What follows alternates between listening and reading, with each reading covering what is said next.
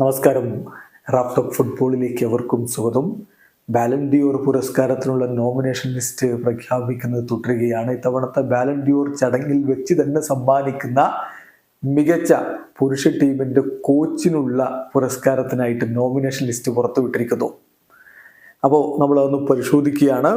അതായത് nomination four 2024 men's team coach of the year trophy, അതിൽ Xabi Alonso nominate ചെയ്യപ്പെട്ടിരിക്കുന്നു. തീർച്ചയായിട്ടും അദ്ദേഹത്തിൻ്റെ ബയർ ലെവർക്യൂസൻ പോയ സീസണിൽ മിന്നുന്ന പ്രകടനം നടത്തി അപരാജിത കുതിപ്പ് നടത്തി ബുണ്ടസ് ലീഗ കിരീടം ചൂടി നമ്മൾ കണ്ടു. 42-കാരനായിട്ടുള്ള കോച്ച് ഇപ്പോൾ ഈ ഒരു പുരസ്കാരത്തിനായിട്ട് നോമിനേറ്റ് ചെയ്യപ്പെട്ടിരിക്കുന്നു. ഒപ്പം തന്നെ റയൽ മാഡ്രിഡിൻ്റെ പരിശീലകൻ കാർലോ ആഞ്ചലോട്ടി പോയ സീസണിൽ റയൽ നടത്തിയ അശ്വമേധം എല്ലാവർക്കും ഓർമ്മയുണ്ടാകും. അദ്ദേഹം ഇതാ ഉൾപ്പെട്ടിരിക്കുന്നു. ഒപ്പം തന്നെ ഇപ്പോൾ സ്പെയിനിൻ്റെ കോച്ച് ലൂയിസ് ദി ലാ ഫ്യൂൻ്റെ ഉൾപ്പെടുന്നു.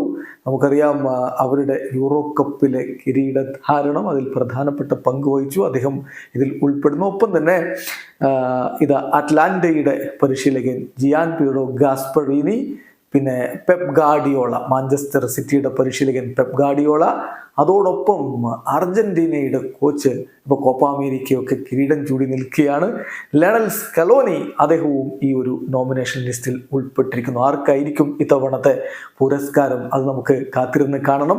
പുരസ്കാരം നൽകുക ബാലൻ ഡിയോർ പുരസ്കാരദാന ചടങ്ങിൽ വെച്ചിട്ടാണ്. ഇത്തവണത്തെ ബാലൻ ഡിയോർ പുരസ്കാരദാനം നടക്കുക ഒക്ടോബർ 28-നാണ്. വീഡിയോ അവസാനിക്കുന്നു.